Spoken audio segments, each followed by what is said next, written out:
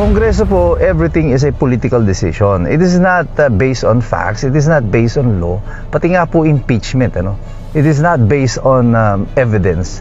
It is based purely on political decision. It is a political question at kung gusto talaga ng mga kongresista, ay magagawa nila.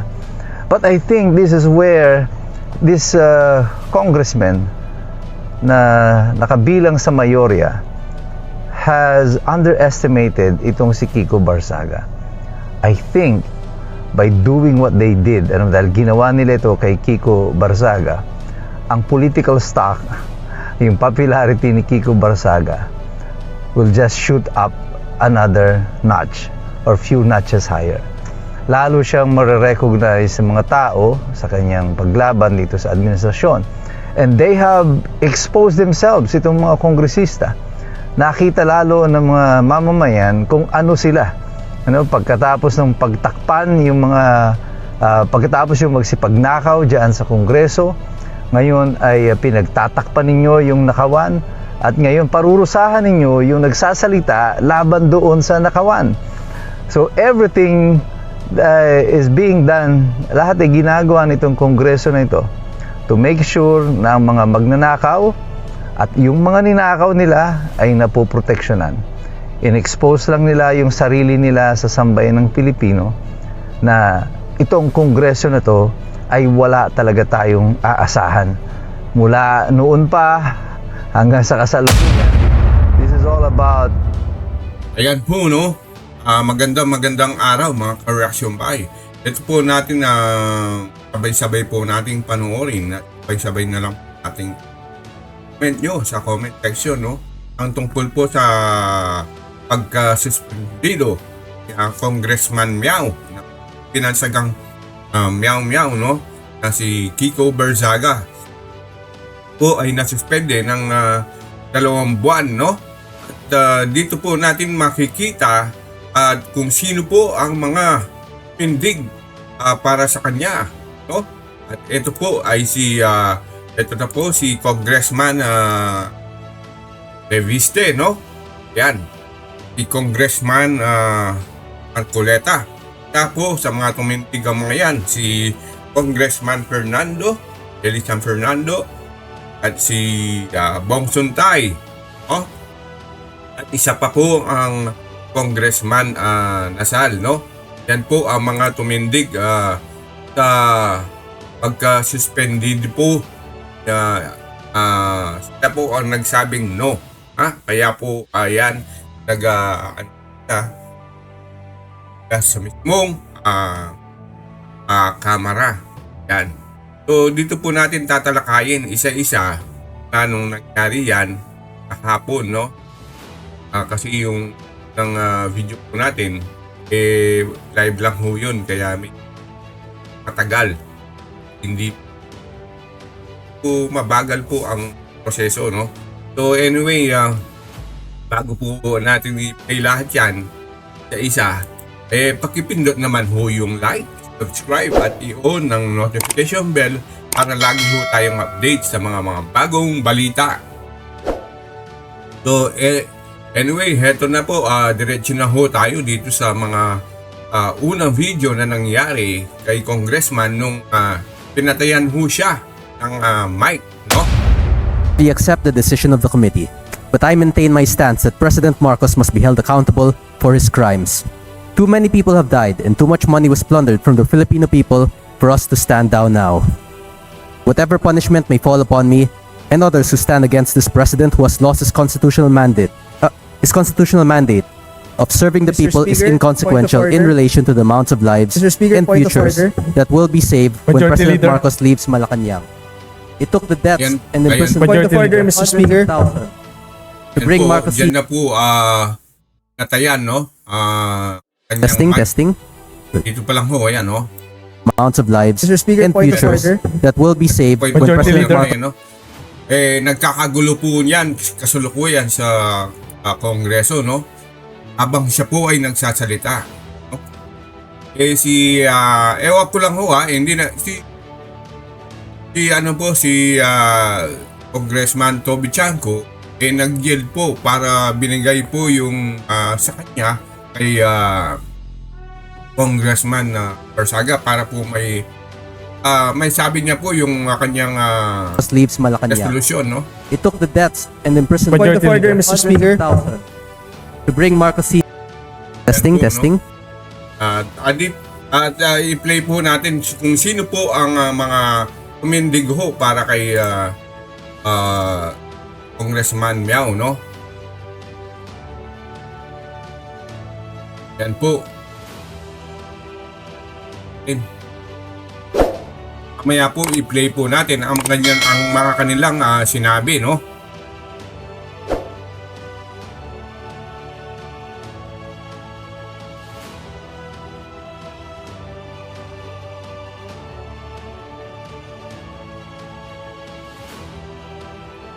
Gabi sa tanan. Yes, Kong. 5 po kayo na bumoto ng no para po ipasuspende si Congressman Barzaga. Bakit po no ang inyong boto, Congressman? Unang-una, binigay lang sa amin yung committee report sa hapon at si Congressman Barzaga lang ang kasama sa report ng Ethics Committee. Alam naman po natin napakaraming ibang mga kongresista sangkot ngayon sa mga maanomalyang mga proyekto sa DPWH. At actually, nabanggit ko sa aking explanation of vote, nakakahiya na maging miyembro ng Kongreso na mas inuuna pa natin ang Ethics Committee hearing tungkol sa mga social media posts kaysa sa pagpapanagot sa korupsyon sa gobyerno. Pero napansin namin, Kong, na for the longest time, parang ngayon lang dumami ang tao sa plenary.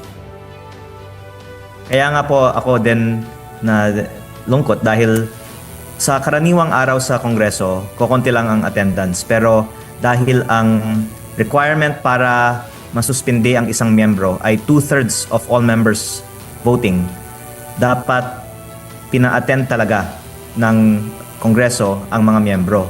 Kaya since the approval of the budget on October 13, ngayong araw ang pinakamataas ang attendance sa Kongreso na nagsasalamin na tila napaka-importante na masuspendi si Congressman Barzaga, which shows, I think, misprioritization of the current Congress. Opo, Kong, kasama po ba si Congressman Barzaga doon sa mga nakikita, naririnig po ninyo na posibleng ipatawag, paimbestigahan kaugnay po sa issue ng pagnanakaw ng pera ng bayan sa flood control projects? Apong aligasyon tungkol sa korupsyon dito. Kaya ang sinasabi ko kanina, dapat yung mga kasamahan natin na hindi lang nagkakataon na sangkot sa korupsyon, pero mismo sa Kongreso, ang pinag-uusapan ay paano makabili ng budget, paano lutuin mga bidding, nag-aalok ng mga insertions sa kanilang mga distrito. Dapat yung mga kasamahan natin na mga yon ang inuuna ng Ethics Committee at hindi po ang mga katulad ni Congressman Barzaga na hindi naman po tungkol sa korupsyon, kung hindi lang mga social media posts ang akusasyon. Ang isa sa mga nabanggit ko kanina nga ay isang kasamahan ko mula sa Batangas na meron nga tayong mga inilabas na ebidensya na bumili ng pondo sa DPWH pati na rin po sa Kongreso at andun siya kanina sa floor para bumoto para isuspendi si Congressman Barzaga. Kaya very ironic sa akin na sila pa na may allegations of corruption ang bumoto pa para isuspindi si Congressman Barzaga. Opo, Kong, ano pong masasabi niyo doon sa grounds ng Ethics Committee? Quote-unquote, disorderly behavior daw ang pinapakita ni Congressman Barzaga. Sir. I think it's the first time that something like this was decided by the House. Medyo unprecedented din siya at baka magiging precedent din na pag meron sinasabi ang isang miyembro na hindi sang-ayon sa gusto ng mayorya, pwede na nilang gamitin yan bilang basehan na isuspinde sila. Opo, anong tingin nyo dito, Kong? Ito ba'y magbibigay ng chilling effect para po sa mga kongresista pa na nagbabalak na magpahayag ng kanila pong sariling saloobin kaugnay po sa mga nangyayari ngayon sa pamahalaan? Baka yun po yung intensyon pero hindi yan po yung mangyayari dahil nung ako po ay nasa plenaryo kanina, tinatanong ko ang aking mga kasamahan at lahat po sila actually nahihiya na ang kanilang boto laban sa pagiging kongresista ni Congressman Barzaga ay magiging on the record at medyo pag-uwi nila sa kanilang mga distrito siguro mahihirapan din silang ipaliwanag sa kanilang mga constituents bakit ito pa ang inuna ng Kongreso ngayong araw. At ang resulta po nito ay mauubusan na rin ng political capital ang Kongreso para makapagpasa ng iba pang mga mas importanteng bagay. Kaya dahil inuubos ng ating Kongreso ang ating kapital para sa mga hindi naman dapat i-prioritize na mga bagay, mas mawiweaken ang grip, I think, ng Kongreso sa mga miyembro. Kong, nandiyan po kayo ng panahon ni former Speaker Martin Romualdez, ngayon kay Speaker Bogie D. Kamusta ang atmosphere, sir? The same pa rin po ba when it comes to turingan po ng mga kongresista and the working atmosphere po sa buong HREP? Unang-una po, ang karaniwang araw, konti lang po ang mga nag-a-attend sa plenaryo. Pero ang isa din sa sinabi sa akin ng mga mas veteranong mga miyembro ay ngayon nga ang isa sa mga mas lalong mababang attendance at konti lang ang tinatalakay sa floor. Dahil ang preoccupation ng maraming mga miyembro sa Kongreso ngayon ay wag sila sanang madawit sa mga flood control investigations. Ang sabi nga po ng Ombudsman ay 10% ng Kongreso ay iniimbestigahan ngayon. At baka ang kinakatakutan ng ibang mga miyembro ay pagkakanta ang 10% na yan, baka almost 100% sa mga members ay in some way ma-implicate sa mga flood control controversies. Kaya ang nakakalungkot dito, anuman ang inyong pananaw sa mga political issues, all of us can agree na hindi nakakatulong sa bansa na meron tayong Congress na hindi nakaka-function. Wala tayong mga major landmark bills siguro na maipapasa sa mga susunod na mga buwan o baka sa buong Kongreso. Dahil ang nasa isip ng maraming mga kongresista ay hindi ang paggagawa ng mga batas, kung hindi sana wag lang silang makasuhan. Nako, baka na naman sa impeachment, mabubuhay na naman ng HREP, Kong. February po yung deadline, yung opening na naman ng timeline para po sa impeachment laban kay VP Sara.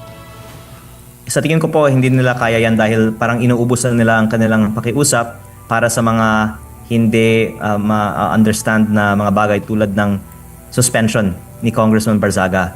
I think that over time, talagang mawiweaken talaga ang grip ng House sa mga miyembro dahil it seems like they're not picking their battles. They're going after issues that are very unpopular with the public. Opo, bago lang upuli si partner Admar, Kong, hindi naman po tayo nagkakalayo ng edad pero napansin ko kanina sa 5 bumoto ng no, halos kabataan po ng mga congressman. Ikaw, si Eli San Fernando, si Congressman Paulo Marcoleta, ang 5 po, isa kabilang sa 5 na bumoto against dito. At ang sangkot, no, ang nasasakdal, kapwa kabataang congressman din, Congressman Barzaga, sir.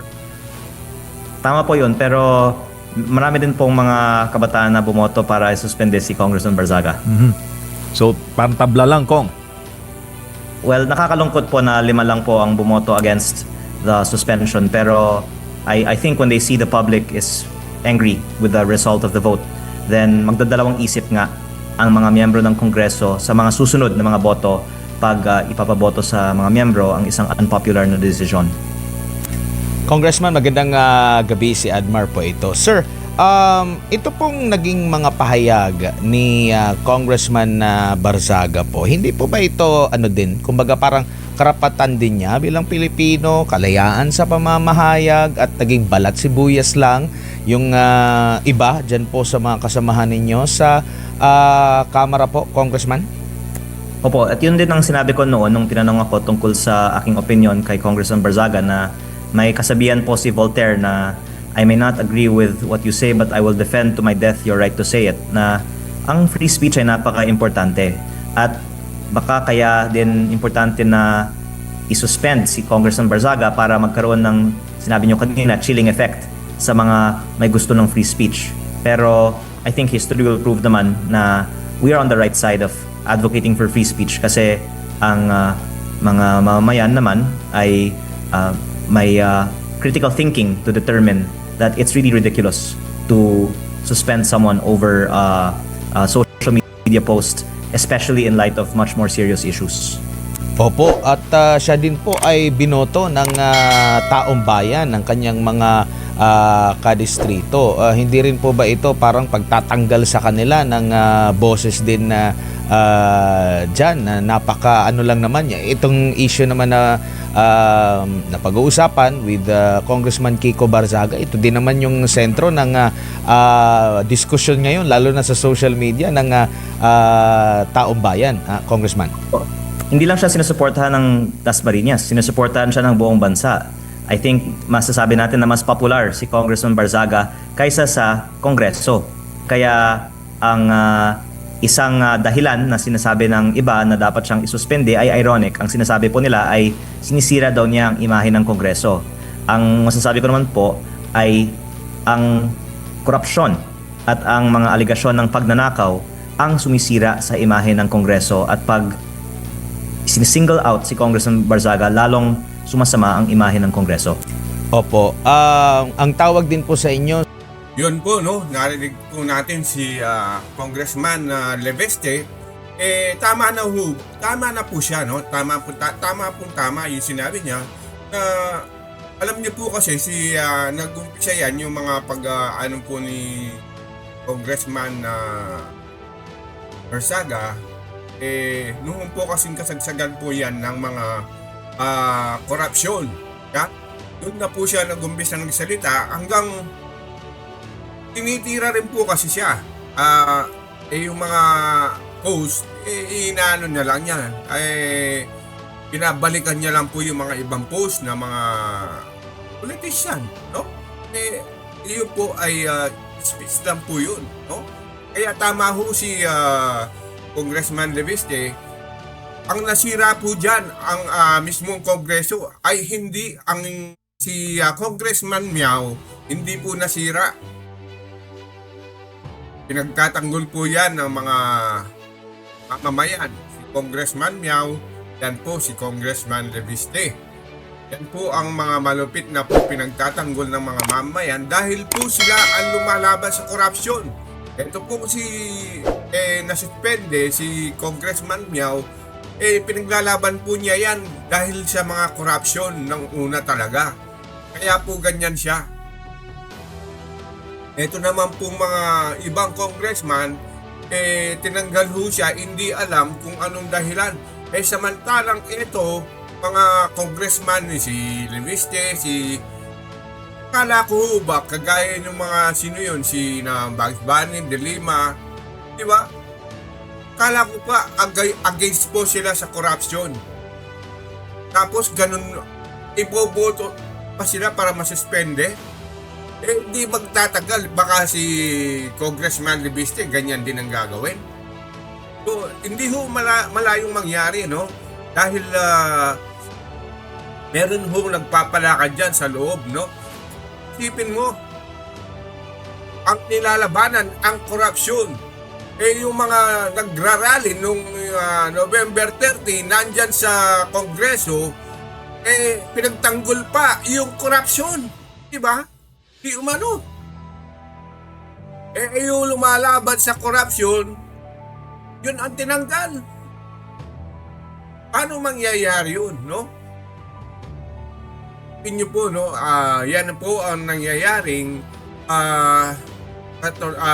katotohanan dito sa ating bansa. Ang korupsyon pa rin ang umiiral, no? Anyway, pasok na ho natin si Congressman si Congressman Marcoleta, no, sa kanyang speech po. Bakit po siya nagsabi ng no? Party Leader. Mr. Speaker, I'd like to recognize the Honorable Marcoleta for his explanation of his vote. Honorable Marcoleta is hereby recognized.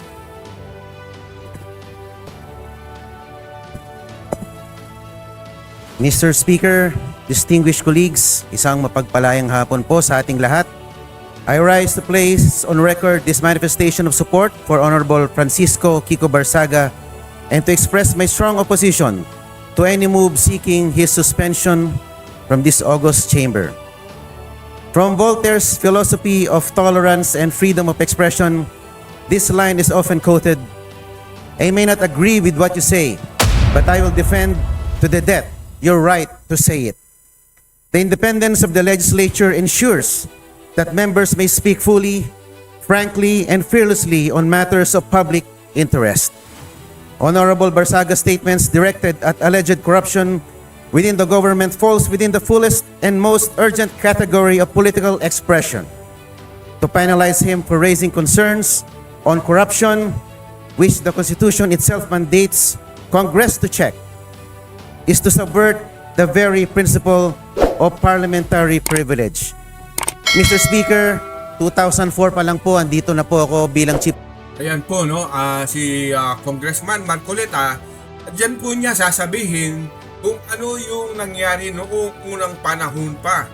Yan, yung mga malalakas magsabi ng mga katotohanan na wala man ho ginawa ang Ethics Committee.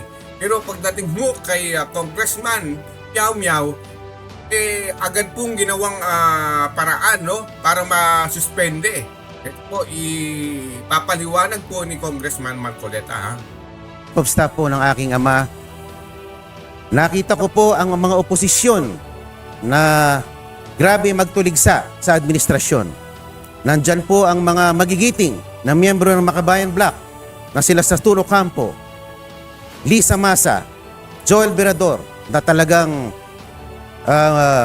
magigiting na mga figura ng oposisyon. Pero hindi naman po sila naharap sa mga ethics case, gano'n man sila kaanghang magsilita laban sa administrasyon. My dear colleagues, Honorable Barsaga is seated in this chamber because the people of Dasmariñas City, Cavite, placed their trust in him as affirmed through the ballot. Article 6, Section 6 of the Constitution states that members of this House derive their authority exclusively from the electorate. Ano po ba ang mas mabigat na kasalanan? Ang magmiyaw o ang magnakaw? Ano ba ang mas mabigat na kasalanan? Ang mag-video at mag-selfie at mag-post ng pagkadismaya sa gobyerno, ang isang batang congressman? O ang ginawang sistematikong pagnanakaw sa gobyerno? O at pagsimot sa bilyon-bilyong piso sa kaban ng bayan sa pamamagitan ng mga ghost projects? Ang mga posts ni Kong Miao ay mistulang alingaw-ngaw lamang ng saloobin ng nakararaming mga Pilipino. To impose the penalty of suspension is to overturn the sovereign choice of the people. That remedy is reserved only for conduct so reprehensible and destructive of the institution that it overwhelms democratic legitimacy. No such circumstance exists here. Honorable Barsaga's only act was to express his views regarding corruption in government, a matter of public concern central to democratic oversight. Let not the House of Representatives be weaponized against its own members.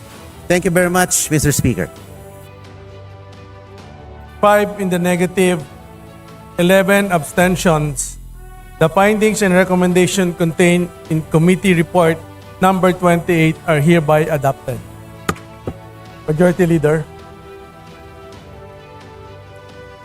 Mr. Speaker, I move to suspend session for a few moments.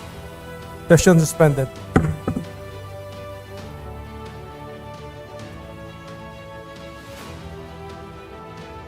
To recognize the Honorable Levite to vote.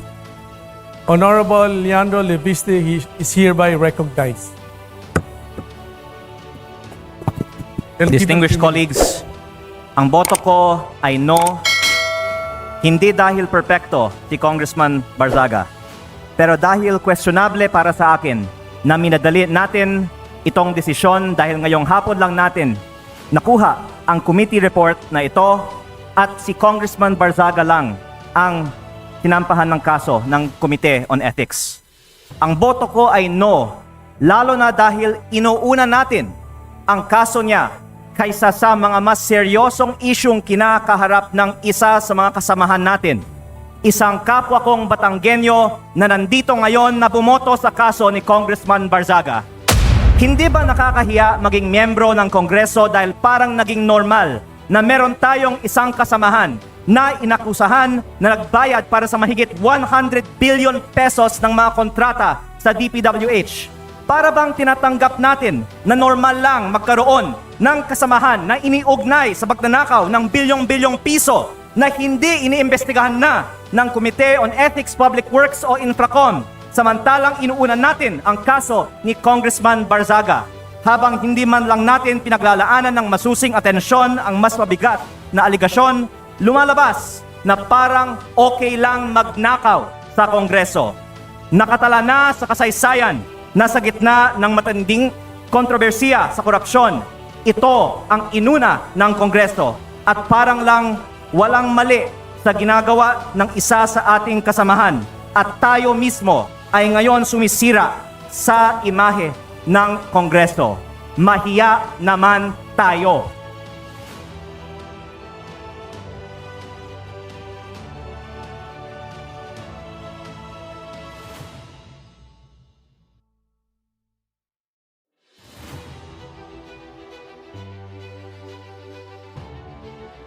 His explanation of his vote.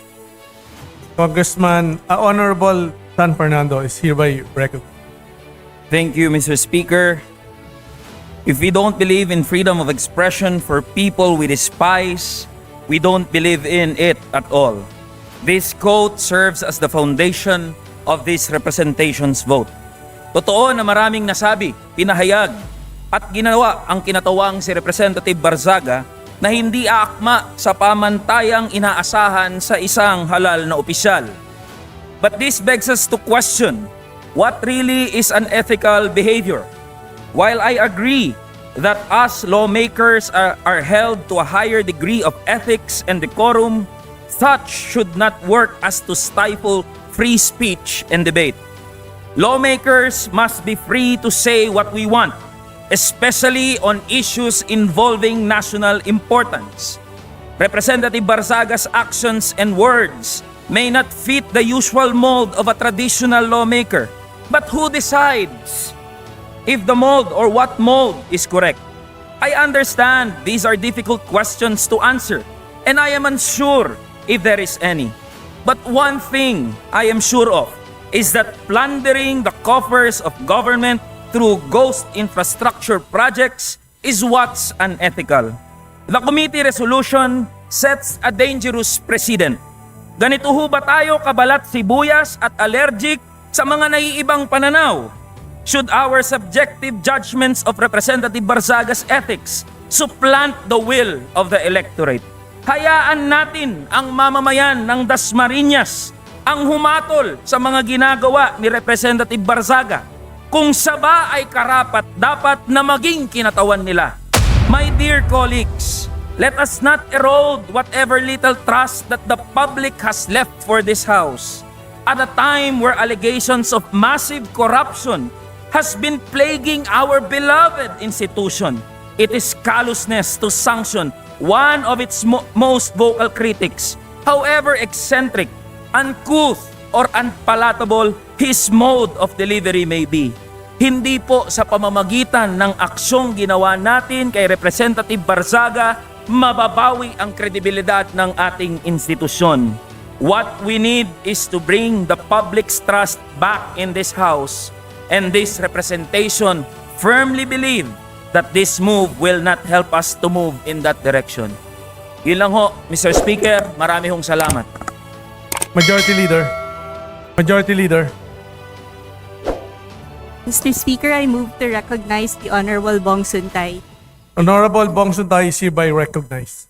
Mr. Speaker, distinguished colleagues, ang boto ko ay nakaugat sa malinaw at tahasang proteksyon na ibinigay ng konstitusyon. Proteksyon na hindi natin maaaring baliwalain dahil lamang hindi natin nagustuhan ang pananalita ng isang kasapi. Ang boto ko ay nakaangkla sa pinakamamahal na kalayaan na pundasyon ng ating saligang batas. Nakaukit sa Article 3, Section 4 under Freedom of Speech na nagsasaad na no law shall be passed abridging the freedom of speech, of expression, and of the press. Ito ang pundasyon ng lahat ng demokratikong lipunan. Its shield is broad and its protection is deep. It extends even to speech that is sharp, incendiary, or inflammatory. Constitutional protection is not limited to speech that is polite, convenient, or comfortable. This freedom is not ornamental. It is the lifeblood of a democratic discourse. The very air that allows truth to move, compete, and ultimately prevail in the marketplace of ideas. In every Congress, in every era, disagreements, mabigat man o masakit, ay mangyayari. But our duty is not to silence discomfort. Our duty is to allow debate to permit critique and to safeguard the right of each member to speak without fear that dissent itself becomes punishable. Totoo, the circumstances and expressions involved fall short of the quorum expected in this House. Hindi natin kinukonsinti ang pamamaraan o pagkasabi. Hindi natin tinatanggal ang bigat ng responsibilidad sa pagpili ng salita. Ngunit, falling short of decorum does not remove constitutional protection. The speech may be harsh. It may offend sensibilities. It may jar our sense of propriety. But as long as it remains within the realm of expression guarded by the Constitution, this chamber cannot treat protected speech as punishable misconduct. Democracy does not mature through silence or suppression. It goes through robust exchange, matinding banggaan ng pananaw o mga malalamang diskurso ng pag-iisip kung saan ang katotohanan ay siyang huling magtatagumpay. I cast a no vote because imposing sanction here creates a chilling effect. Not only on the member involved, but on all who depend on this chamber as a forum for candor, for courage, and confrontation when needed. Hindi ito ang panahon para paliitin ang espasyo ng pagsasalita. Ito ang panahon para palawakin, palakasin, at pangalagaan ito.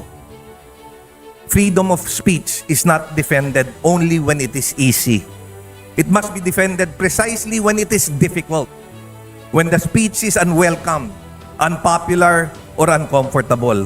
That is the true test of our commitment to constitutional principles. Thus, with earnest respect for this institution and with fidelity to the Constitution, I vote no. To uphold our most cherished freedom, to preserve the vibrancy of democratic debate, and to affirm the truth. The truth emerges only when ideas are allowed to contend openly and without fear. Maraming salamat po. Is Majority the Leader. Honorable Robert Nazal for his explanation. Honorable Robert Nazal, hereby recognized. Thank you, Mr. Speaker, my esteemed colleagues. While I acknowledge the profound importance of maintaining and enforcing the ethical standards of this House, my vote of no reflects two deeply held convictions. First, although the respondent's conduct was inappropriate, crass, and unbecoming of a member of Congress, I respectfully submit that the proposed 60-day suspension is grossly disproportionate to the offenses alleged. If he has indeed acted beneath the dignity of his office, then by all means, reprimand him, hold him to account. But discipline must always be commensurate to the transgression, and in this case, I believe this august chamber is responding with excessive severity. A reprimand being the initial and least severe action should have been the proper first recourse, especially where the conduct, while objectionable, does not involve corruption, criminality, abuse of authority, or behavior so grave as to render a member unfit for office. Second, voting no does not mean condoning his acts. It is instead a principled affirmation that fairness and due process are indispensable. The resolution before us does not specify the precise acts for which Representative Barzaga is to be sanctioned. Without such clarity, how can he meaningfully defend himself before the entire House? The most basic tenets of due process require that any member must be informed of the specific statements or posts deemed punishable before the harshest penalty, short of expulsion, is imposed. If this House demands accountability, then we must likewise ensure fairness. Otherwise, we undermine the very integrity we claim to protect. Finally, this vote is also my gentle appeal to this chamber to recenter its energy on the people's mandate. At a time when Filipino families struggle with daily concerns such as rising prices, job insecurity, health burdens, educational gaps, our primary duty is to ensure that their material well-being remains the central business of the People's House. Let us not lose sight of the urgent fundamental issues that affect every household we swore to serve. A reprimand would have been a balanced, measured response, one that upholds institutional integrity without diverting the House's focus from the needs of our people. For these reasons, I register my view that a reprimand, not suspension, would have been the appropriate, proportionate, and constitutionally sound response under the circumstances. Thank you. So yun po, no, napanood po natin lahat yan, yung mga limang pumoto ng no para kay Congressman Miao na suporta sa kanya. At dito po hanapin natin kung sino yung hindi po ayun po ay isang ayon na suspendihin, no? Yun po suspendihin si Congressman Miao. Ito po hanapin po natin, no? Ito mga to nandito po lahat at sinabi niya ho. Ito na. Mr. Speaker, point of order. Honorable JC Barsaga is JC. Mr. Abalos is Speaker, hereby recognized. Mr. Speaker, may I be recognized? The respondent has already spoken. He has said that he has accepted the imposed penalty under the committee report.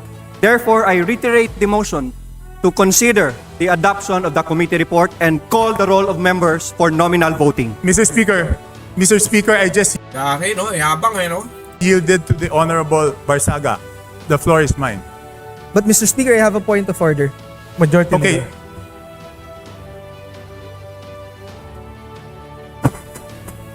What's the point of order, Mr. Speaker? May I know from the chairman? Mr. Speaker, as sponsor of this resolution, I have not yet yielded my time to the respondent. Majority Leader. If the chairman so wishes, he has his time, Mr. Speaker. Yes. Honorable JC Abalos is hereby recognized. Ayan po, tandaan nyo yan ha. Si JC Abalos ang unang kumontra. Yan. Mr. Speaker, I would like to point out that as sponsor Yan po ay hindi ko po alam kung ano po niya si Benhar Abalos, kung anak niya, pamangkin, basta yan ho, kamag-anak. of this resolution, it is my time regarding this measure that we are deliberating right now. I would also like to put on record, Mr. Speaker, that the respondent has been given an opportunity to explain his defense at the proper forum and we have accorded him that, Mr. Speaker. That is all, Mr. Speaker. Maraming salamat po. Majority Leader. Mr. O yun po, no, napanood po natin dyan ang lahat, ang mga, ito yung mga, yan, unang-unang kumokontra, yan, sa mga, ano po ni, mga speech po, no, ni Congressman Miao Miao. So ito po, hanapin po natin kung anong masasabi po ni Attorney Mike Operario tungkol sa nangyari nito, no, sa Kongreso. Well, we just received the news today that Kiko Barsaga was actually suspended by the House plenary kanina sa pagkatapos. Dito po natin malalaman kung paano niya po i-explain kung maganda po ang nangyari sa House of Representatives. No? Kung gumanda po ang kanilang image, kumbaga, no? Isumite sa plenaryo ang committee report recommending the suspension of Kiko Barsaga. Well, ano masasabi natin? Surprise, surprise. I mean, even Kiko Barsaga knew that this House majority is gonna suspend him. Eventually nga, pag inulit pa niya, baka bigyan siya naman ng bagong kaso for expulsion. But I think the point na ni-raise dito nila Congressman Marcoleta at saka nila Leviste ay may valid point. Kung tayo nga ng mga individual ay mayroong karapatan na magpahayag ng ating saloobin bilang bahagi ng ating karapatan ng freedom of expression, ay di lalo na itong mga kongresista. Bawat kanilang binibitawang salita diyan sa halls of Congress are what you call privileged communication. I mean, you could not even be sued for libel for whatever you say in the halls of Congress for as long as it is done in your official capacity as a congressman habang ikaw ay nando sa Kongreso. Kanya nga po yung mga congressman, yung mga senador, para maiwasan yung ma-filean sila ng kasong libelo, ang gagawin yan, magpa-file muna ng resolution or magde-deliver ng privileged speech sa Kongreso. Because the moment that it is delivered in the halls of Congress o nag-file ka muna ng resolution, whatever you say there is privileged communication. Now, if it is privileged communication that cannot be the basis of a criminal charge, why is it now the basis of an administrative charge against Kiko Barsaga? Dahil ba tinawag niya si Pangulong Marcos na magnanakaw, na korap, na siya ang pasimuno ng lahat ng ito? Yun na ba yung kanyang the basis of the ethics complaint against him? Yung kanyang bang kilos, yung kanyang pagmiyaw-miyaw, ito ba ay sapat para ang isang kongresista ay i-dismiss mo? Well, sa Kongreso po, everything is a political decision. It is not based on facts, it is not based on law, pati nga po impeachment. It is not based on evidence. It is based purely on political decision. It is a political question at kung gusto talaga ng mga kongresista, ay magagawa nila. But I think this is where this congressman na nakabilang sa mayorya has underestimated itong si Kiko Barsaga. I think by doing what they did, dahil ginawa nila ito kay Kiko Barsaga, ang political stock, yung popularity ni Kiko Barsaga will just shoot up another notch or few notches higher. Lalo siyang marirecognize sa mga tao sa kanyang paglaban dito sa administrasyon. And they have exposed themselves, itong mga kongresista. Nakita lalo ng mga mamamayan kung ano sila. Pagkatapos ng pagtakpan, yung mga pagkatapos yung magsipagnakaw diyan sa Kongreso, ngayon ay pinagtatakpan ninyo yung nakawan at ngayon parurusahan ninyo yung nagsasalita laban doon sa nakawan. So everything is being done, lahat ay ginagawa nitong Kongreso na ito to make sure na ang mga magnanakaw at yung mga ninakaw nila ay napoproteksyonan. In-expose lang nila yung sarili nila sa sambayan ng Pilipino na itong Kongreso na to ay wala talaga tayong aasahan. Mula noon pa hanggang sa kasalukuyan, this is all about their political interests, financial interests. This is all but ang terminolohiya po dito noon ng panahon ni Marcos, nakakatuwa, nung inabolish niya yung Kongreso after declaration of martial law. Alam niyo kung anong tawag ni Ferdinand Marcos sa Kongreso nun to justify yung pag-abolish niya dito? Sabi niya, the Congress is just a gathering ground of political demagoguery. I-google nyo na lang kung anong ibig sabihin nun. But whatever it is that he was saying at that time, yung Ferdinand Marcos Sr., this is exactly what Congress is today. Kung ano ito nung panahon ni Marcos, kaya niya dinisolve ang Kongreso, ito na uli ngayon ang Kongreso sa panahon ng kanyang anak. Pero hindi niya i-dissolve yung Kongreso kasi it is working to his advantage. Kaya kay Congressman Kiko Barsaga, I think he is a lot smarter than what you think he is. congratulations sa'yo. Bagamat ikaw ay suspendido, tingin ko you have accomplished the things that you wanted to accomplish. You have baited this congressman, and they took the bait, hook, line, and sinker. And there will be more to come dito sa sarsuela na ito na meron sa Kongreso. Yun po, yung sinasabi po ni Attorney Mike Operario, sabi niya, i-search po natin, kayo na po yung demogaggery, sinabi ni Marcos Sr. sa mga kongreso. Ang ibig ho, ewan ko i-check nyo na lang po, ang demogaggery ay ibig sabihin ho yung panliling lang ng mga politika gamit ang emosyon. Yan. O mga paraan ng pangunguna o panghihikayat gamit ang emosyon, takot, galit, at maling mga impormasyon. Yan po ang ibig sabihin, no? Yun po ang na-search po natin para hindi na po kayo mag-search, no? Tignan nyo na lang ho kung tama o mali. Pero karamihan ho naman tama ho yun.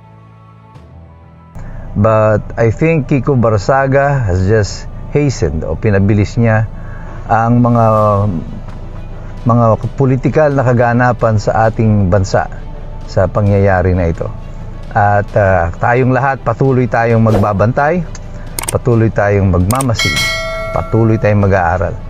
Pagkat tunay na mahirap makialam ang taong walang alam. God bless you, God bless us all. Mabuhay. O yan po, narinig po natin si Attorney Mike Operario. Yan, isa ating yan, ang idol kung tamang formasyon. So anyway po, dyan muna ho magtatapos ang ating video at maraming salamat po sa ating lahat po ng nanood at sa ating mga subscriber. God bless po.